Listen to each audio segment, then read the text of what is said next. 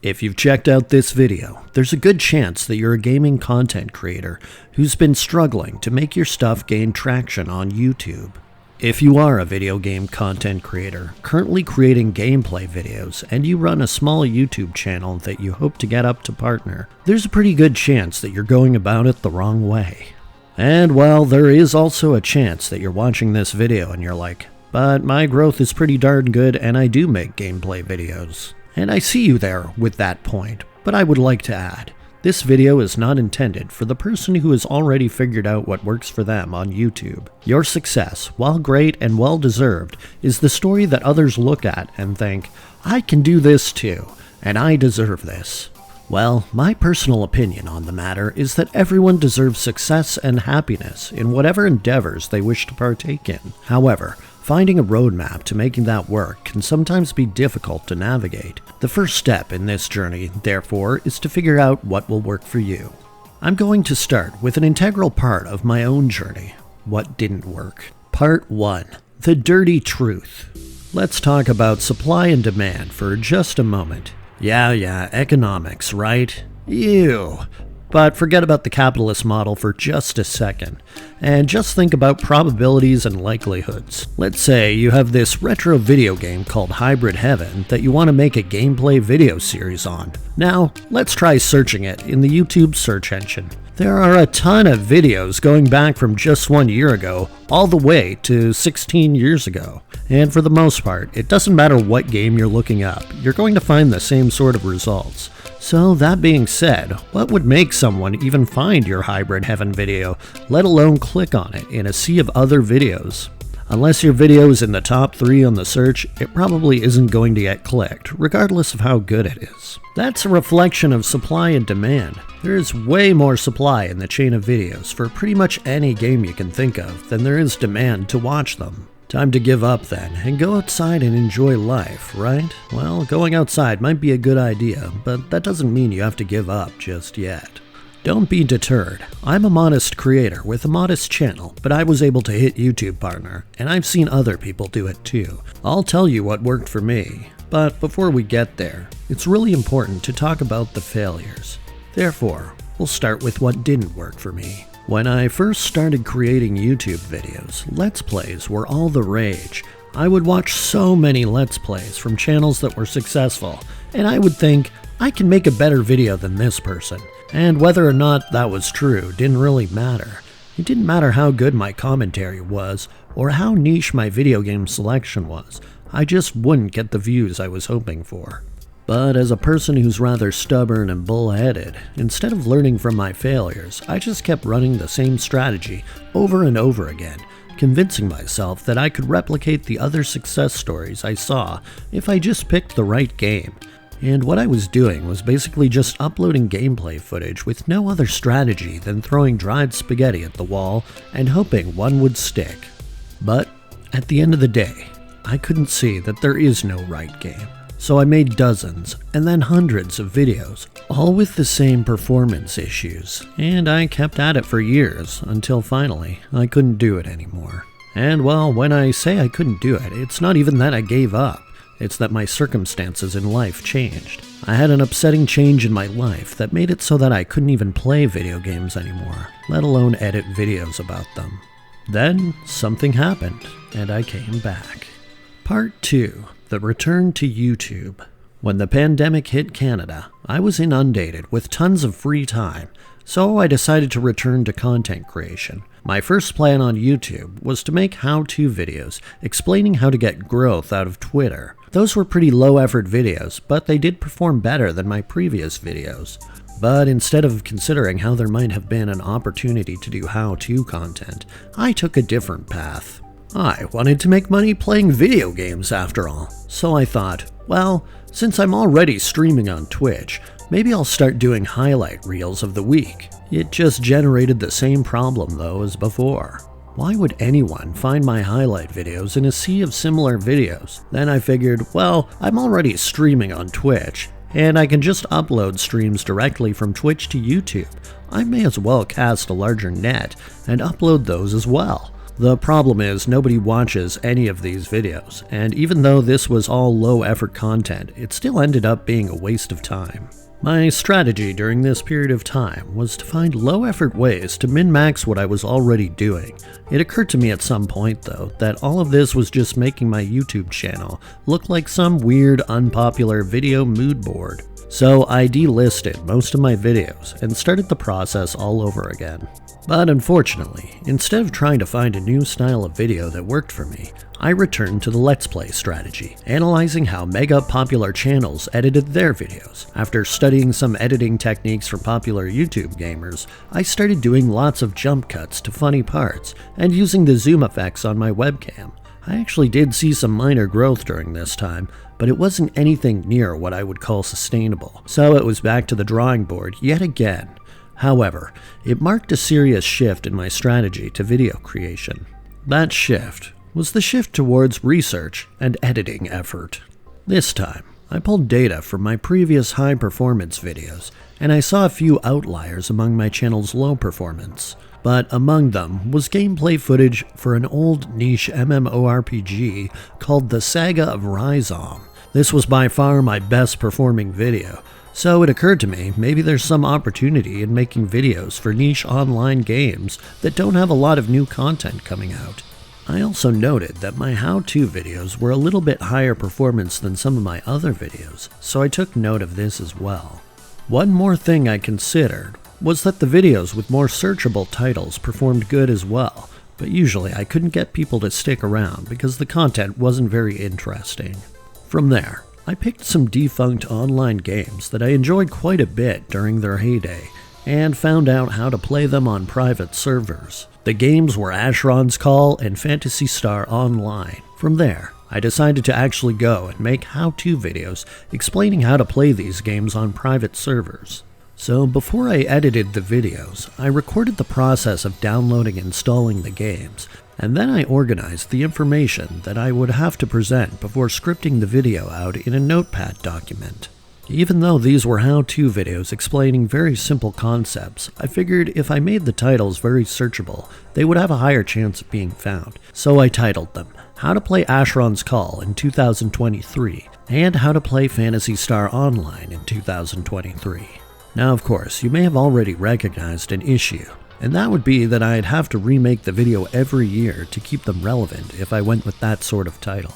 If you saw that problem, like I did, perhaps you see that there's also a very easy solution. Something I noticed from watching popular how-to videos with the dates in the titles was that a lot of the creators would title a specific year, but then in the video they would use the phrase "this year" instead of "in 2023. So I replicated that as well, and scripted my video to say the ambiguous "this year."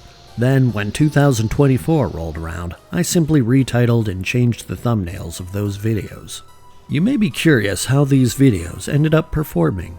Needless to say, these how-to videos became my strongest performing videos for a time, and still continuously rack in a good number of views. This became the starting point for my new channel direction. Part 3. A New Direction. With my how-to videos established, I wanted to not only replicate the success I got from my Rhizome videos over the last several years, but I wanted to accelerate that progress so that Partner could eventually be a reasonable expectation. I went about thinking about what sort of content I could make for these games that hadn't already been done. Instead of making gameplay videos that were a dime a dozen, I decided to do something a little bit different. I noticed that for other popular games, scripted out videos in documentary style outperformed most gameplay videos by a significant margin. I got to work scripting out in-game lore and quests and producing highly edited videos. Depending on the video, this style of production would do considerably better than my older gameplay videos, but I did however notice that the issue of video stagnation would pop up after a few weeks for some of these lore videos. Nevertheless, it was an early success story and marked a significant change in my channel.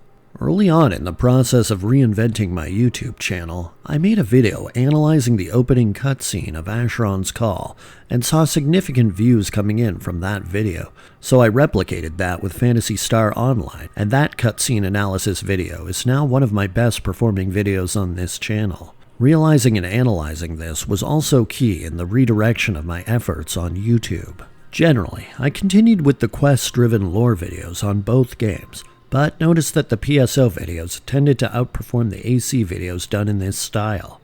Regardless, I continued to make these types of videos, also doing live streams that served a dual purpose: to connect with my channel's community in live chat, and to capture gameplay footage to be later used in videos. I noticed a third side effect from this though, which I didn't anticipate. People would actually watch the live streams once they were no longer live, and while each individual stream was not particularly significant at bringing in watch time, all of the streams added together were very significant. Doing roughly one stream per week, I could bring in 10 watch time hours, which, if you multiply by the number of weeks there are in a year, that's already 500 of the 4,000 watch time hours needed. Additionally, this was all just a bonus for the content videos I'd put out later, which usually outperformed the live streams significantly. So, noticing that making content with these games, some videos outperformed others, but in general, it wasn't particularly easy to get exponential growth. I looked back at my best performing videos since changing my channel's direction. Again, they were the cutscene analysis and how-to videos. So I made a few more how-to videos, which also performed quite well, but I also decided to try something different based on my cutscene analysis. I decided to try to make more of a conceptual deep dive video broken up into parts. This was a format I decided on for making mini documentary style deep dive videos. I made a few different videos in this style with mixed results. However, the key takeaway is that these videos did pretty well overall. The basic format is to take a topic with relative complexity and break it up into a few parts, presenting the information in parts that can be split up with timestamps. After getting some traction doing this type of video, I decided to try it with more contemporary games, starting with Baldur's Gate 3 by making a video that looked at the illithid of the Forgotten Realms.